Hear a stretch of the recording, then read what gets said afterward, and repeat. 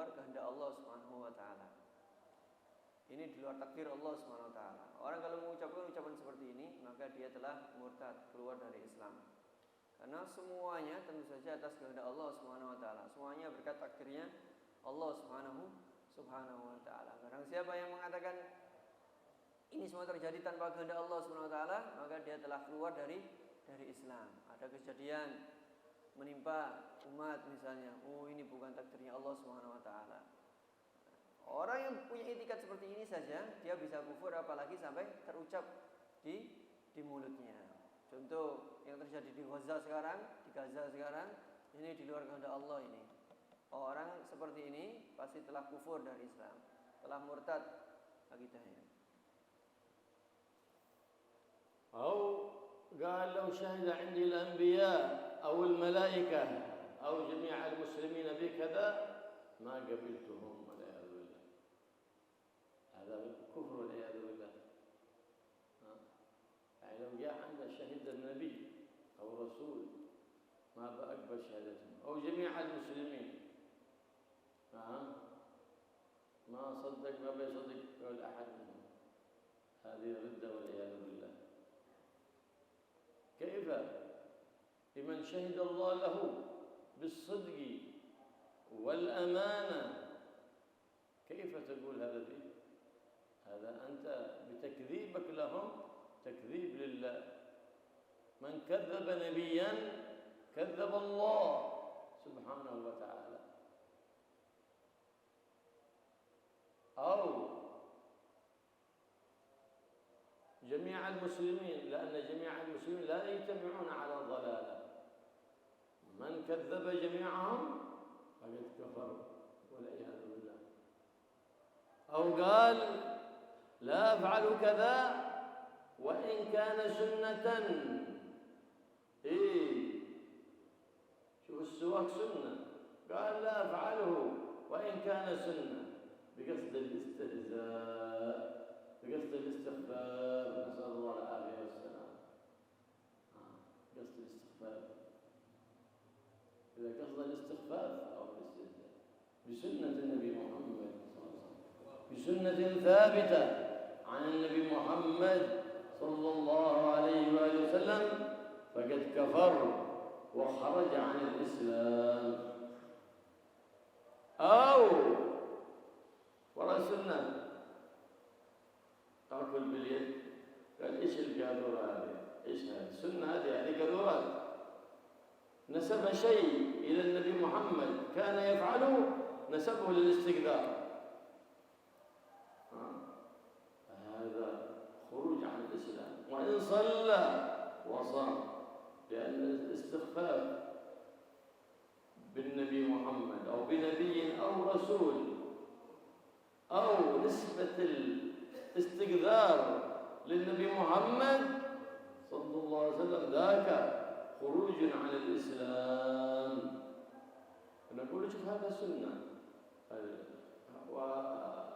والوتر السنة قال لا أفعله وإن كان سنة، مراد الاستهزاء. أما إذا لم يصدق الاستهزاء فليس بكفر. أما إذا قال ذلك استهزاء بسنة النبي محمد فقد كفر والعياذ بالله.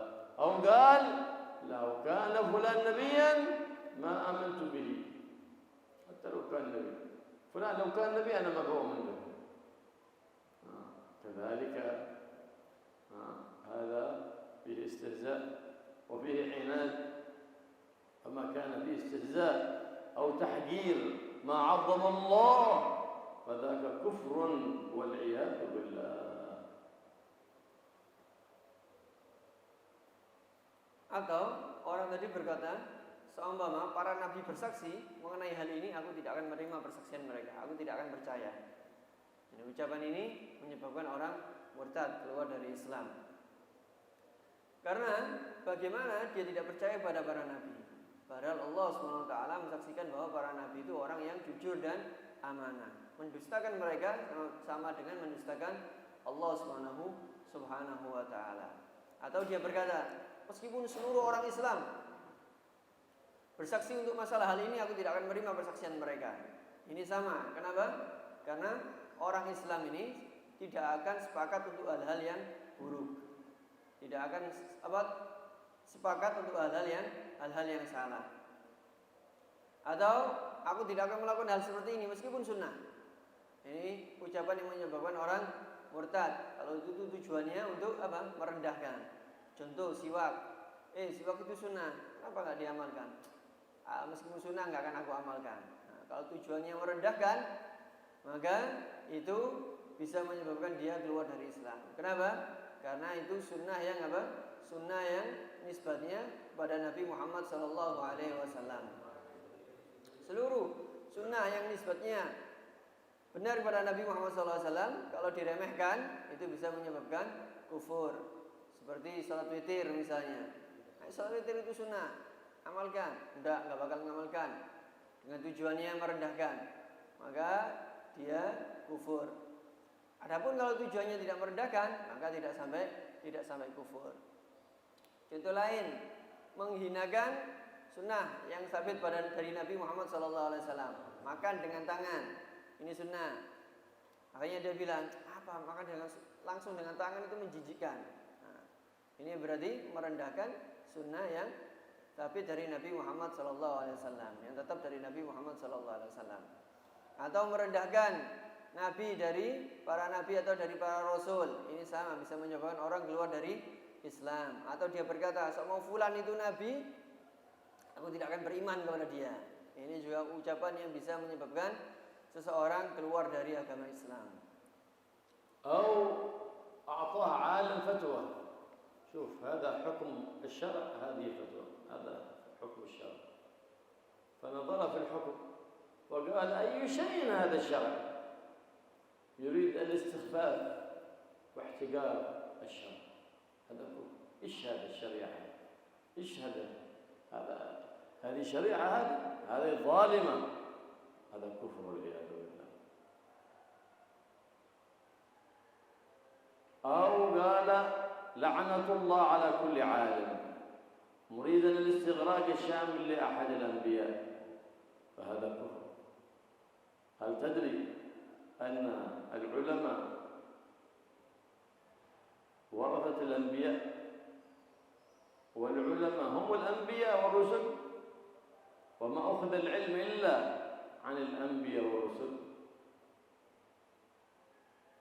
وسيد العالمين وسيد الأنبياء والمرسلين محمد الرؤوف الرحيم، إذا لعنتك رجعت عليه والعياذ بالله وحكم بكفرك، نسأل الله العافية والسلام. أو قال أنا بريء، أي متبري من الله والعياذ بالله، أو من النبي، أو من النبي محمد، أو من أي نبي، أو من أنا متبري من القرآن، أو أنا متبري من الشريعة، أو أنا متبري من الإسلام، والعياذ بالله. كل هذا كفر وخروج عن الإسلام.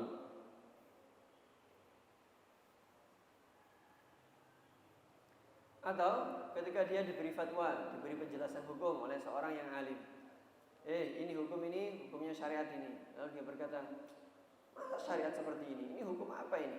Ini zalim ini. Tidak ada syariat seperti ini.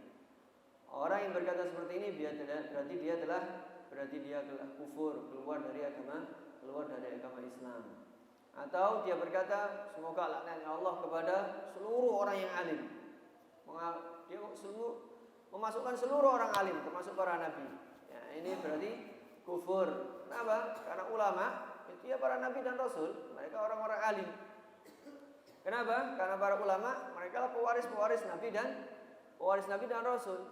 Kenapa? Karena Nabi Muhammad SAW itu adalah orang alim, bahkan orang yang paling alim Sallallahu Alaihi Wasallam. Atau dia berkata, aku tidak punya urusan dengan Allah Subhanahu Wa Taala, kufur. Atau berkata, aku tidak punya urusan dengan Nabi Muhammad SAW, atau salah satu nabi dari para nabi, kufur. Atau saya tidak punya urusan dengan Al-Quran, atau saya tidak punya urusan dengan syariat, saya tidak punya urusan dengan Islam. Orang-orang seperti ini mengucapkan seperti ini, maka dia berarti telah keluar dari agama Islam.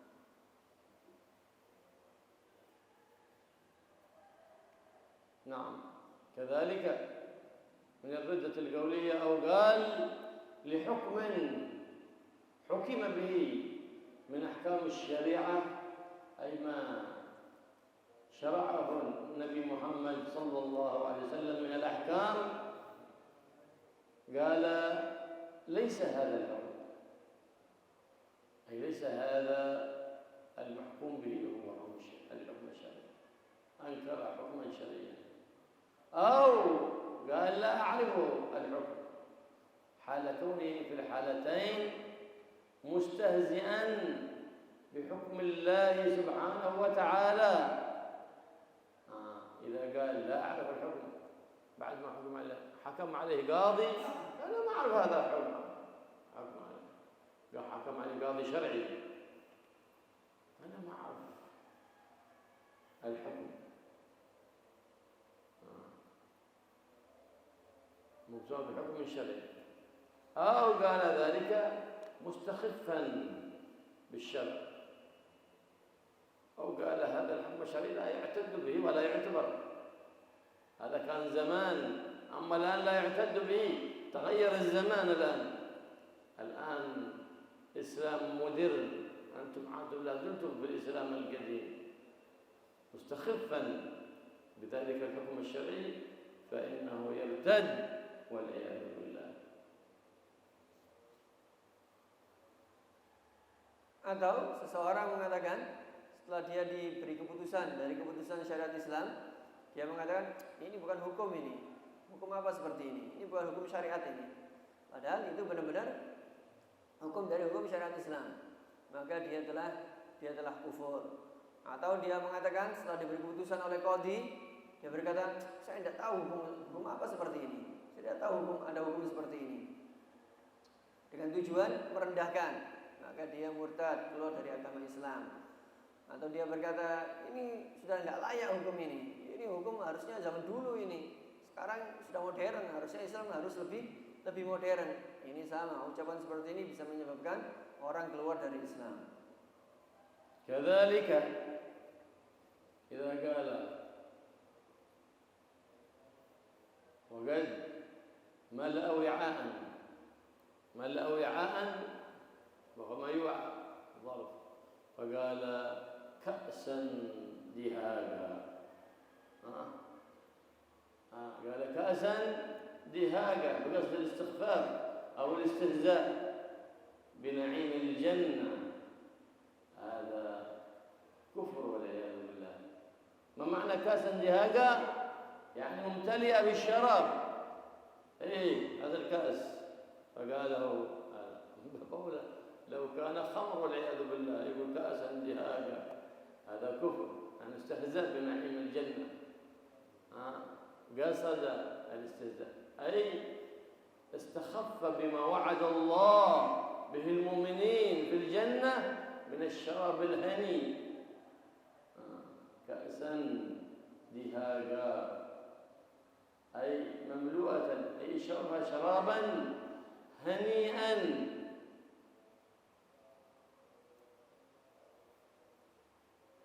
أو قال فكانت سرابا، بعد أن أفرغ الشراب فقال كانت سرابا، كان هنا الآن سراب مع شيء، مقصوده الاستهزاء كذلك، فذاك خروج عن الإسلام. أو قال أو عند وزن أو كيل، إيش قال؟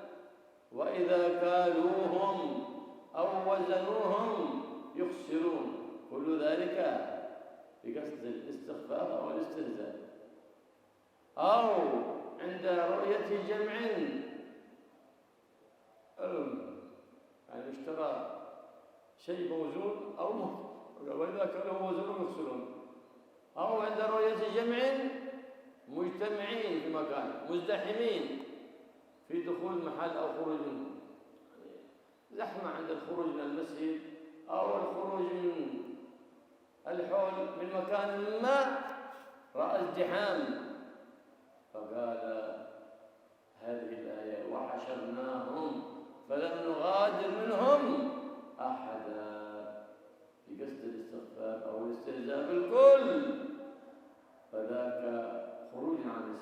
وكذا كل موضع استعمل فيه القرآن بذلك القصد أي الاستهزاء أو الاستخفاف فذاك خروج عن الإسلام والعياذ بالله. في كل موضع استعملت فيه القرآن بقصد الاستهزاء أو الاستخفاف فهو ردة.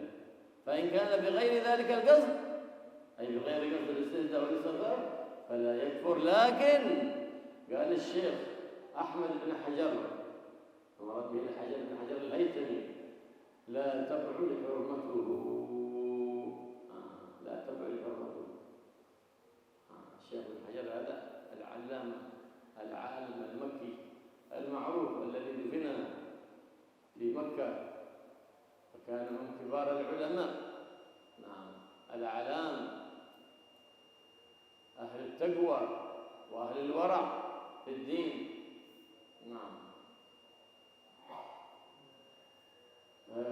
قال الشيخ بن حجر لا يبعد حرمته. الذي يقول هذا لا يبعد حرمته. يعني إيراد الآيات هذا أي إيراد الآيات في هذه المواضع لو لم يكن على وجه الاستغفال لابد أن يكون عليه بالحرمة لأنه ساءت أدب مع القرآن. أما بقصد الاهزازة بقصد الاستخفاف فذاك خروج عن الإسلام ردة والعياذ بالله نسأل الله العافية والسلام. فليحذر. فكثير اليوم يستخدم الآيات في الكلام الدارج في أنه يعرف يستشهد بالقرآن لكنه ما يعرف ما في ذلك من خطر. ما في ذلك من خطر. القرآن يعظم ولا يستهان به. فمن استهان بالقرآن كفر وضع قدمه على القرآن كفر كما يفعل بعض الفسقة والسحرة يكفر والعياذ بالله. ليه؟ لأنك استخففت بالقرآن. كذلك إيش هذا القرآن هذا؟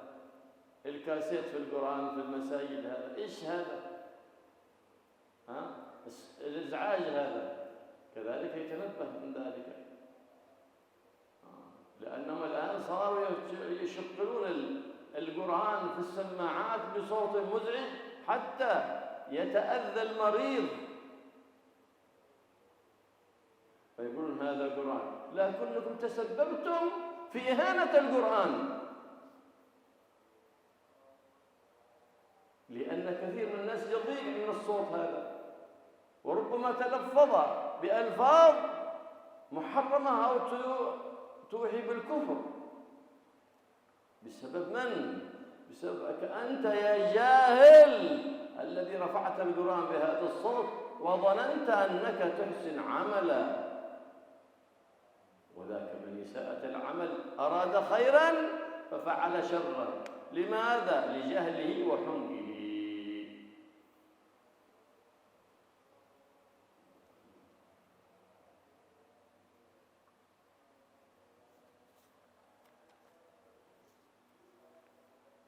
Atau seseorang mengatakan ketika menuang menuang air atau menuang minuman ke sebuah wadah, dia bilang wa ka'san dihaqa.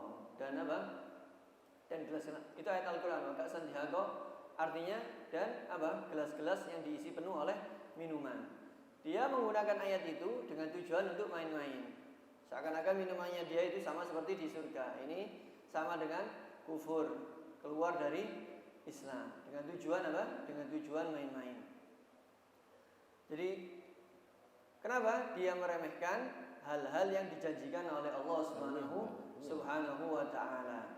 Itu kalau menuangkan air biasa atau menuangkan minuman. Bagaimana kalau dia ngomong seperti itu sambil menuangkan khamr? Tentu saja itu jauh lebih jauh lebih kufur, lebih jelas lagi kekufurannya. Atau dia ngomong ketika sambil menuangkan minuman wa kanat syaraba. Sama. Kalau niatnya istihza, maka dia kufur waliyadzubillah. Atau ketika dia nimbang atau menimbang sesuatu atau menakar sesuatu, dia bilang wa idza kaluhum awazanuhum yukhsirun. Ayat Al-Qur'an. Kurang lebih artinya kalau mereka menimbang atau menakar, mereka menguranginya. Nah, ketika dia nimbang atau nakar, dia ngomong seperti ini. Mungkin sebagai dalil bahwa dia boleh nakar, boleh mengurangi takaran atau mengurangi timbangan.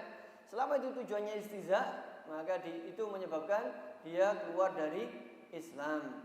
Atau ketika dalam keramaian, ketika dalam ramai sesek, padat orang, ketika keluar dari masjid atau di acara hall yang ramai banyak orang berdesakan, dia bilang wa asyarnahum falam nughadir minhum ahada.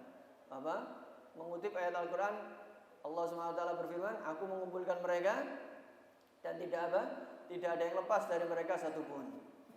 Nah, ini bisa, kalau tujuannya dia mengucapkan itu sebagai istihza, seakan-akan itu dianggap seperti hari kiamat, maka dia kufur, keluar dari agama Islam.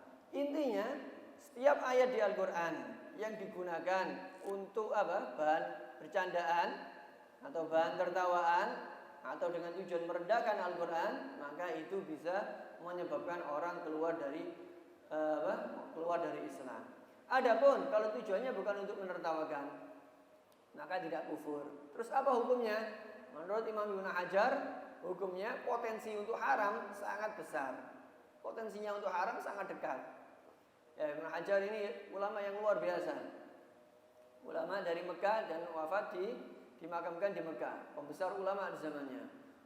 Ulama yang penuh takwa dan penuh wirai, menjaga diri dari hal yang syubhat. Jadi semua su'ul adab kepada Al-Qur'an, kelakuan yang buruk terhadap Al-Quran ini bisa menyebabkan orang kufur, keluar dari Islam. Makanya hati-hati menggunakan ayat-ayat Al-Quran untuk kegiatan sehari-hari, itu hati-hati. Jangan sampai dibuat bercandaan. Banyak sekarang orang melakukan hal seperti ini. Ada kejadian apa, kutip ayat Al-Quran. Ada ngapain, kutip ayat Al-Quran. Ya agar orang tahu bahwa dia hafal Al-Quran atau ngerti tentang Al-Quran. Hati-hati, ini potensinya besar. Kalau sampai ada niatan istihza, dia bisa menyebabkan kufur menyebabkan keluar dari Islam, menyebabkan dia murtad. Seluruh merendahkan Al-Quran, kelakuan yang merendahkan Al-Quran bisa menyebabkan orang kufur. Al-Quran diinjak, ini sama kufur. Memang dilakukan penyihir atau tukang santet, injak-injak Al-Quran, itu kufur otomatis. Meskipun tanpa mengucapkan, dengan kelakuannya itu dia kufur, keluar dari Islam. Atau ketika dia mendengar suara Al-Quran disetel di masjid dengan suara keras, ada orang dengarkan, apa ini suara ini, ganggu sekali ini. Orang yang mengucapkan seperti ini kufur. Makanya hati-hati. Orang seperti ini kufur, apa sebabnya? Karena orang-orang yang nyetel suara Al-Quran dengan suara keras di masjid atau di musola, dengan suara yang keras sampai ganggu orang lain. Anda menyebabkan orang kufur. Anda menyetel suara Al-Quran dengan keras sampai mengganggu orang yang sakit. Karena di luar sana banyak saja orang yang terganggu. Mungkin dia lagi istirahat, ketika mendengar suara Al-Quran yang begitu keras dari masjid. Nah, ini bisa mengganggu mereka. Mereka sehingga bisa saja terucap ucapan yang merendahkan Al-Quran sehingga dia menjadi kufur. Siapa sebabnya? Sebabnya Anda, wahai orang yang bodoh, yang nggak tahu hukum. Anda mengira melakukan hal yang baik, tapi ternyata itu adalah hal yang buruk. Kenapa? Karena kebodohan dan kedunguan. كثير ما نسمع في هذه الأيام من إذا سمع القرآن المزعج في المسجد بصوت عالي أو في سيارة أو في بيس يقول إيش الإزعاج هذا؟ أو اغلق هذا المزعج. هذا والعياذ بالله كفر. من السبب؟ أنت لما أشغلت القرآن عند ناس ما يعرفون قيمة القرآن، أنت تسببت إما في كفرهم أو في عصيانهم. وهم بغوا البركة بالقرآن. القرآن بركة، صار فيه الهلكة، ما عادوا بركة الحين. بغوا بركة في أول عقد النكاح، في أول البرنامج، في الأجارة، قراءة القرآن. بنقرأ بعض الآيات من الكلام الإلهي، ثم يقرأ القرآن وهذا يتكلم وهذا يلغو وهذا يلعب بالجوال. وهذا يشرب التنباك والعياذ بالله. إن كان يشرب التنباك عند قراءة القرآن استهزاء بالقرآن يخاف على الخروج عن الإسلام، وإلا فهو قد وقع في الآثام. يا جماعة بنقرأ القرآن بتستمعون وإلا بنوقف القراءة، لأن حنقرأ القرآن في أول عقد النكاح والبرنامج مشان البركة. إذا أنتم تبثون وتستهزئون بالقراءة ولا تستمعون إذا بتتأثمون. نحن بغينا البركة لكن وقعنا في الهلكة. لا، أوقفوا القرآن وأنتم بالقصيد أحسن لكم. جيبوا القصيد لأنكم ما أنتم أهلا للاستماع للقرآن. لما تكونون أهلا مستعدين ونقرأ عليكم القرآن، فيه القرآن فيه البركة. هذا كان السلف الصالح قبل الجمعة ألا يبشرون قبل ذلك بالصلوات على النبي محمد. عندما يؤذن المؤذن ينتظرون الصلاة ربع ساعة ثلث ساعة، ماذا يفعلون؟ يصلون على النبي محمد: الصلاة والسلام عليك يا سيدي يا رسول الله، الصلاة والسلام عليك يا زين الأولين والآخرين، الصلاة والسلام عليك يا حبيب رب العالمين. وهكذا يذكرون الأوصاف للنبي صلى الله عليه وسلم في الانتظار رحمة بالناس، ويذكرون الصلاة على النبي محمد صلى الله عليه وسلم. والآن الصلاة على النبي ما تريد إنصات ويشهدون معك بالصلوات. ليس من عادة السلف الصالح لا في هذه البلاد ولا في غيرها من البلاد أن يأتون بالقصيدة بين الأذان والإقامة، لا، ولا قبل الأذان، إنما بالصلاة على النبي محمد صلى الله عليه وسلم تحصل لهم البركة. أما ما ابتدعوه الآن من قراءة القرآن في المساجد والناس صاروا يتضايقون وتضيق قلوبهم من صوت القرآن، إما أوقعتهم في الكفر أو أوقعتهم في العصيان. بسبب إيش؟ بسبب فعلك الذميم، وأنت تظن أنك تحسن صنعا وأنت تسيء صنعا والعياذ بالله.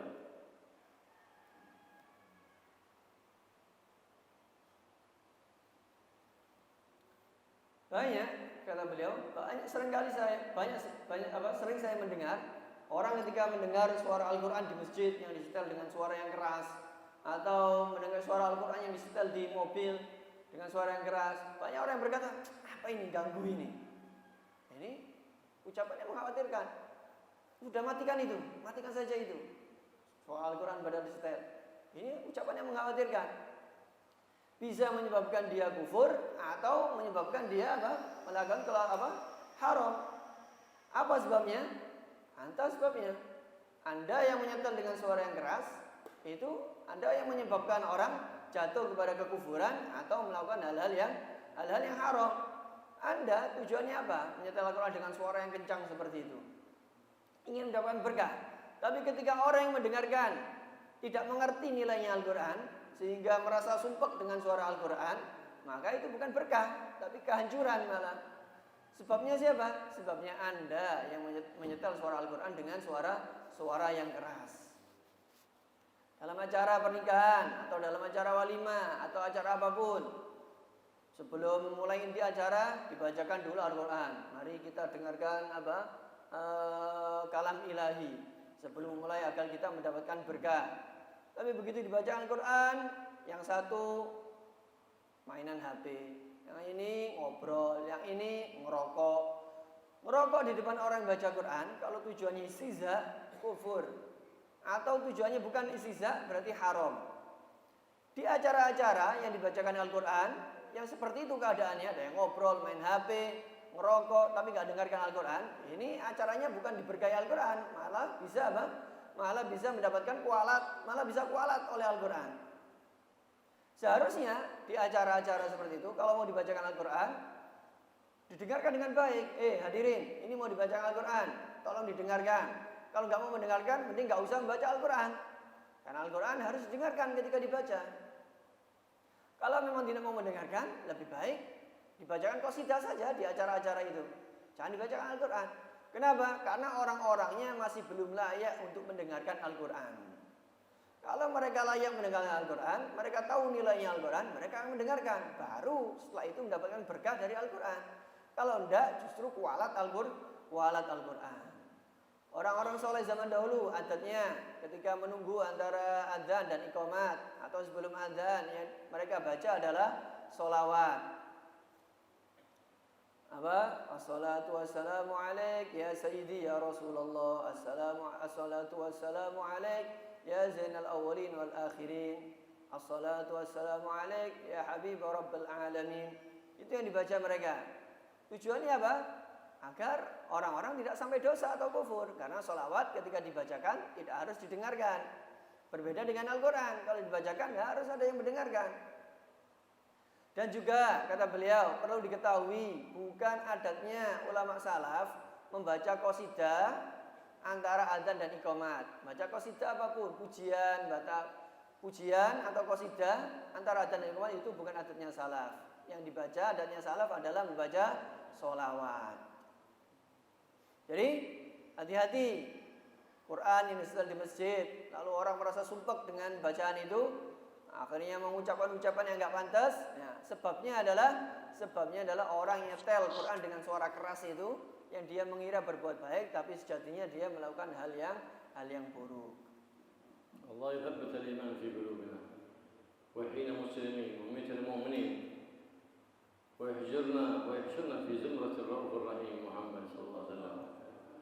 ويحفظنا وإياكم من ظلم الظالمين ويشغل الظالمين بالظالمين ويخرجنا من المسالمين ويدمر الكافرين بالكافرين ويعز الإسلام والمسلمين بجاه حبيب محمد الرؤوف الرحيم. يا رحمن يا رحيم قوي إيماننا ويقيننا كيما يقينا يوم القيامة واحفظنا من شر الآفات والعاهات الظاهرات والباطنات الحسيات والمعنويات واجعلنا من قوم تحبهم ويحبونك واجعلنا من الذين يتبعون نبيك محمد صلى الله عليه وسلم في الأقوال والأفعال والحركات والسكنات ولا تجعلنا ممن يمسي مؤمنا يصبح كافرا ولا تجعلنا ممن يصبح مؤمنا يمسي كافرا وثبت الإيمان في قلوبنا إيمانا راسخا قويا يا رب العالمين إيمانا دائما ليس بعد كفر يا رب العالمين برحمتك يا أرحم الراحمين برحمتك يا أرحم الراحمين ارزقنا حسن السابقة حسن الخاتمة طول العمر في خير ولطف وعافية بجاه النبي محمد صلى الله عليه وسلم وآله سر الفاتحة وإلى حضرة النبي محمد صلى الله عليه وسلم. بسم الله الرحمن الرحيم